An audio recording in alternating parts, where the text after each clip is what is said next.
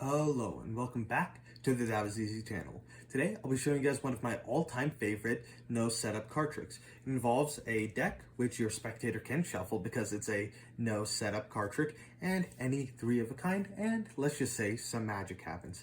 But now I'll show you guys a quick performance of what the trick looks like.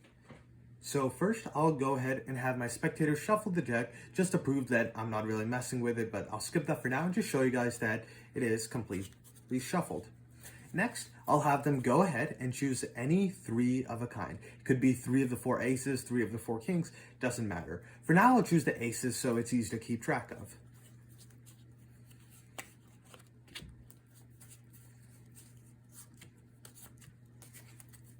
Now we're here, I will go ahead and look at them as well, and you can do this when you guys perform it. So the aces are the diamonds, clubs, and spades. So let's make sure that you remember this. Next, I'll go ahead and just divide my deck into four about even piles. Let's do something like this, this, this, and this. There we go. Next, I'll have my spectator choose any of the three aces, it really doesn't matter, and have them put it on top of this pile right here. Let's say they choose this bottom ace. You can place it right here. Next, I'll have them choose as many cards as they want from this pile right here and place it on top. Let's say they take this many cards right on top. Next, I'll have them place the next ace right on top of this pile. And repeat the same process of cutting some cards on top. And then we do this one last time and take some cards from the last pile. Next, I'll go ahead and just stack all of these cards up. So now that we have this pile here, I'll divide it into two separate piles, one face up and the other face down. And I would also have my spectator tell me if they see their card in the face up pile, but since I don't have a spectator, I'll just make sure to remember. So now let's deal the cards. And make sure you let me know if you see your card that face up pile. And we should see it there because, I mean, you're dealing half the deck, should see at least a couple of those cards. But getting through most of the deck and I'm not seeing, well, there's one ace, but it's not one of the aces that you chose. So let's see. Oh, and no aces so far. Okay, that's strange. Well, let's just go ahead and do this one more time. We can deal through, same thing. If you see your card, just let me know. So, let's see. We should get one of them here, at least. Because, I mean, gone through about 3/4 of the deck at this point. But nothing so far. Okay. Well, let's try one more time. Let's see. Is your card still? No aces. Okay, so we're getting to the last few cards. So let's do this one more time. And as you can see, after this, we're actually just left with 3 cards, which happen to be the 3 aces. And that's how this trick is done. So now, on to the tutorial. But wait. Before we get on to the actual tutorial, make sure you guys like, subscribe, and comment some other stuff you'd like to see me teach in the comment section down below. But now, I won't hold you guys any longer. Let's get on to the tutorial. So this trick is actually super fun to perform, and it's really easy and gets a great reaction from your spectators. So like I said, it's a no setup card trick, so you can have your spectator shuffle the deck as much as you want, and you can even borrow a deck from one of the spectators. Next, you'll have them choose 3 of any card. So I choose the aces because it's easy for the performance, but it really doesn't matter. It could be any of the number cards, face cards, just 3 of a kind. And next, you want your spectator to make sure that they remember which 3 cards it is, because as you know, one of the aces will pop up, which isn't their card. So make sure they know which of the 3 are their actual cards. And it may help if you also just remember, just in case they forget. Next comes the first and only real magic step of this trick. So what you'll do is you can shuffle the cards again. Like so. You can do any other cuts and anything that you really want to do, but then you have to divide the cards into 4 separate piles, but you have to divide them in a very certain way.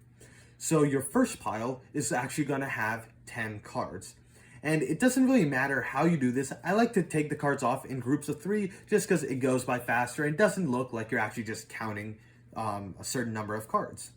So first we can go ahead, take the 10 cards, place it in that first pile.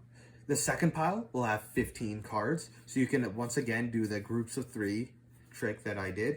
And then you'll have 15 for the third pile right here. And then you'll have 9 for the last pile. Oh, looks like I actually messed up. But 15. So just make sure you have this in your head. 10, 15, 15, 9. This is probably the most important part of the trick. Next, you'll have your spectator take their 3 cards and place them onto the 3 piles in any order that they want. And for this step, make sure that you start with the pile that has 10 cards.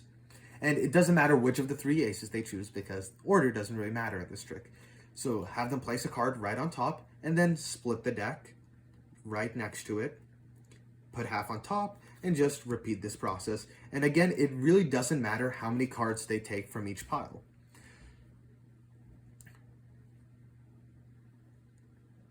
So now that you're here, you can actually stack the cards all together. But this time, make sure you go the opposite direction from the way that you place the cards. By this, I mean, since I went this way when I was placing the cards on top, stack it going this way. So take this deck with no card in it, place it on top, and just go all the way down to make sure that you don't have one of their cards right on top, because that would be too obvious. And now, the whole trick is basically set up and you can just deal. But there's actually some sleight of hand move you have to do with dealing. It's not really sleight of hand, it's just knowing what to do. So when you're dealing the cards face up and face down, you want to make sure to deal the first card of this first go around face up. So you can start there and go through.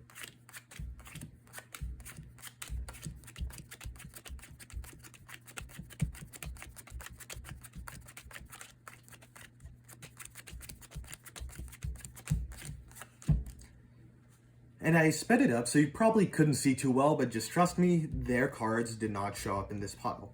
Then for the second go around, you'll once again deal the first card face up.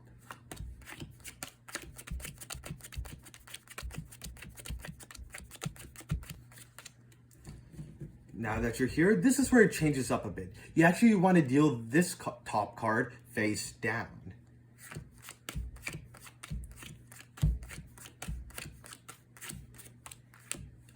And now, for the final deal, you want to go back to dealing the top card face up. And now that you're here, you will only be left with 3 cards. And they will be your spectator's 3 cards. And I promise you, as long as you follow all of these steps exactly how I laid them out, it really doesn't matter what the spectator does, what cards they choose, you will always end up with their 3 cards. This is because of a little math trick that this magic trick uses. And one common concern that I get is that the spectator will notice that you're dealing out certain numbers of cards into those 4 piles towards the start of this trick. But my response to this is that as long as you act pretty natural and just don't make it look like you're trying to remember how many cards to put in each pile, just maybe talk to them, add some showmanship, they really won't notice. Just try to not make a big deal about it. So if you enjoyed this trick, make sure you guys like, subscribe, and comment some other stuff you'd like to see me perform in the comment section down below. But for now, I'll see you guys again later. Bye.